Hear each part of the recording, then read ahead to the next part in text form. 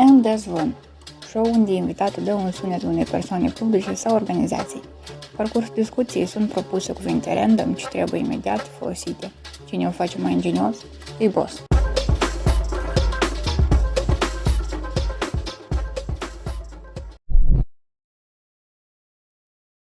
Elenca, tu trebuie să suni la cafetărie și să dai comandă de tort cu fața unei persoane răposate. Torta va fi la a sa celebrare de 40 de zile.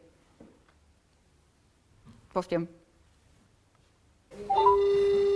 Asta e Albișoara? Nu, asta e altceva. Alo? Alo, bună ziua! Bună ziua! Eu am așa o întrebare, vreau să fac un tort la comandă, da, și am niște întrebări la dumneavoastră, așa o leacă de valorientazic, știți. Spuneți, vă rog, cea mai mare mărime a unui tort, care ar putea fi la dumneavoastră? Cea mai mare? Da, mi întrebă persoane. pentru, știți cum, ca la 40 de zile, multișoare. Așa, un fel de 50, cred că, persoane, da, poate 60. 50 de persoane. Da. O leacă așa, da, ca niște afaceri ilegale, dar da, eu am încă și o întrebare, știți, cu... Da, eu știu că e Interesant vorba la noi, afaceri ilegale.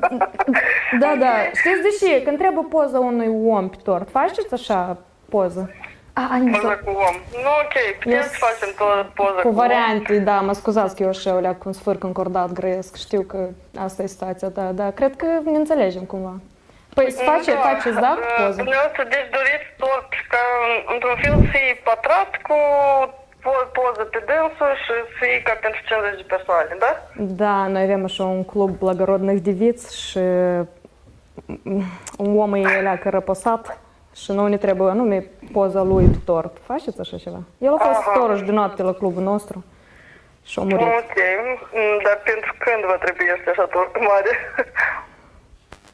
Păi când e posibil. De fapt, noi peste 2 zile undeva avem nevoie de el. Peste 2 zile, da? Da, el de fapt era storăj și noi foarte tare l-am iubit și o să facem praznicul lui. Nu știu, faceți și torturi mai puțin dulci, de exemplu, pentru câini? El avea și un câine, săbacă păvădăr de asta, știți? Aha, am înțeles.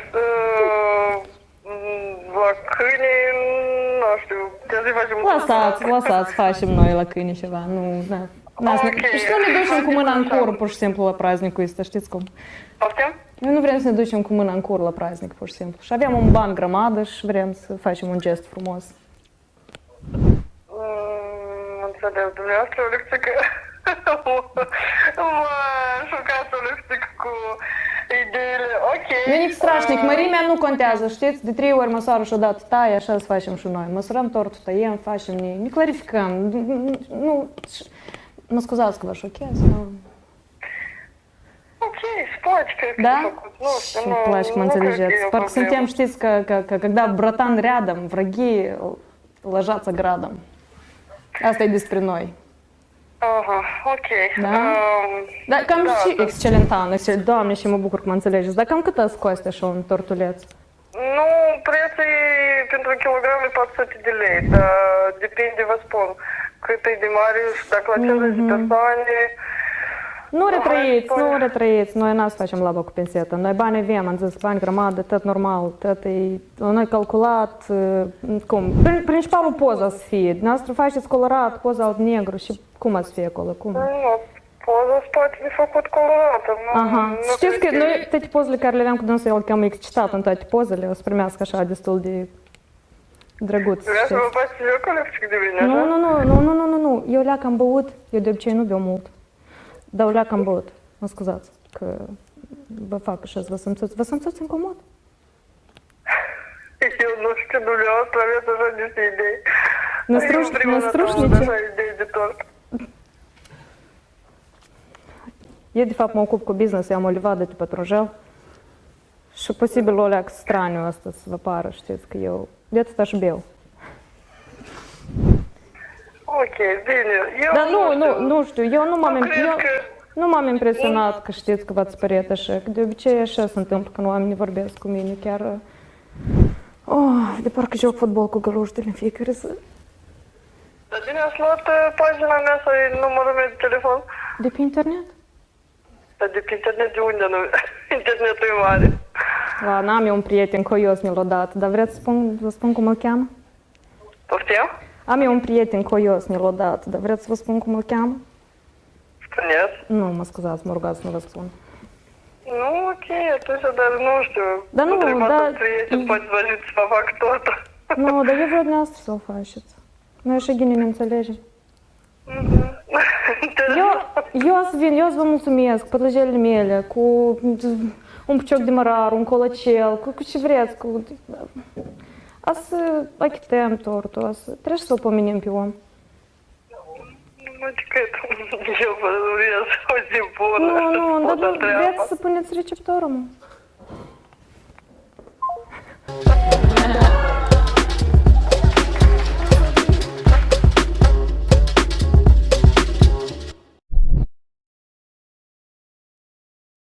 Ты позвонишь кому-то и скажешь, что он тоже певец, Адриану Урсу, и ты скажешь, что хочешь, чтобы он спел на операции твоей жены.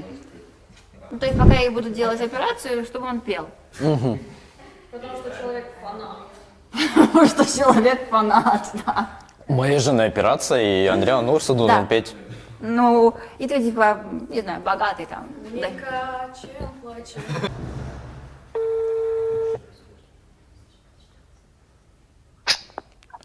Alo, bună ziua!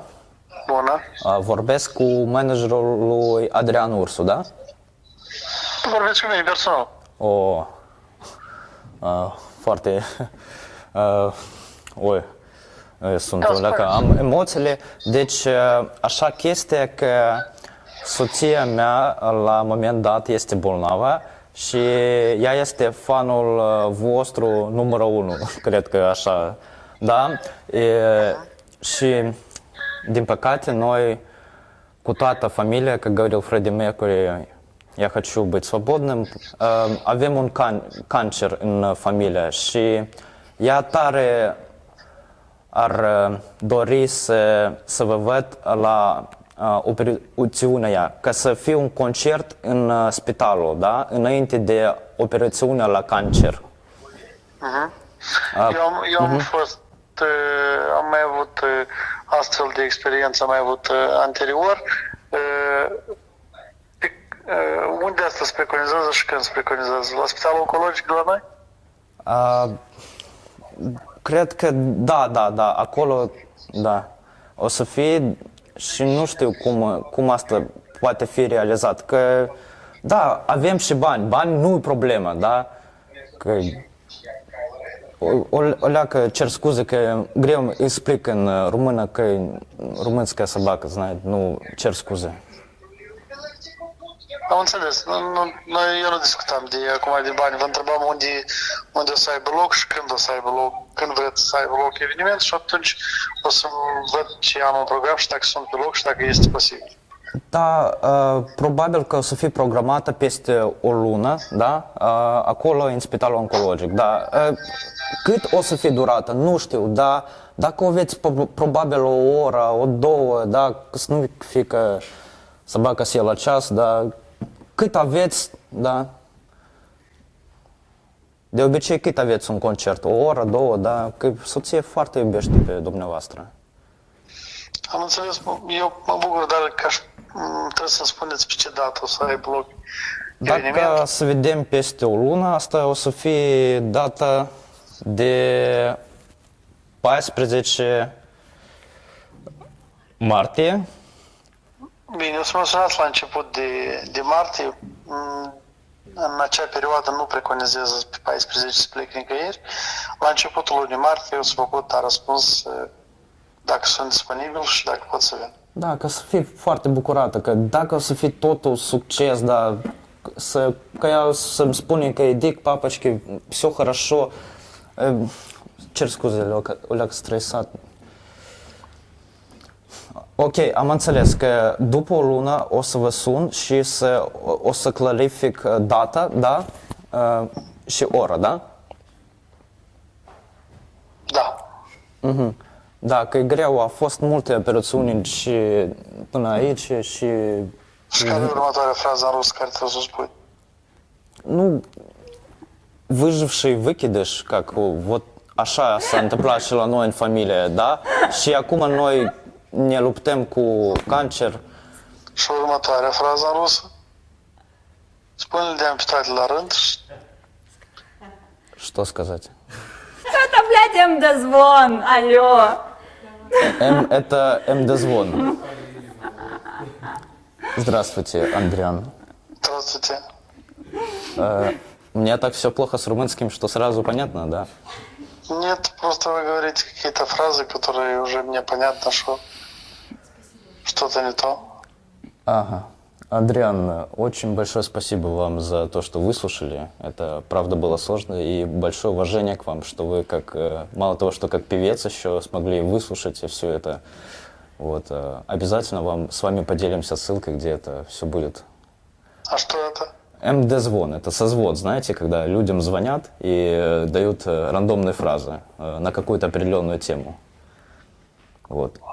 Нет, не знал, что есть у нас такое. Будете знать. Ну вот скоро узнаете. Хорошо, тему, конечно, выбрали вы деликатно. Ну да, конечно, Я умеем. просто Mulțumim frumos, выступал там, domnul Adrian. и это совсем нелегко. Acolo nu este deloc ușor să cânti. Și voi poate așa îți glumit, dar așa e, acolo e foarte, deloc nu e de glumă și acolo e greu să cânti, dar eu am avut ocazia asta și așa că bine, succes, Mulțumim și vouă. noroc. O zi plăcută. O zi bună.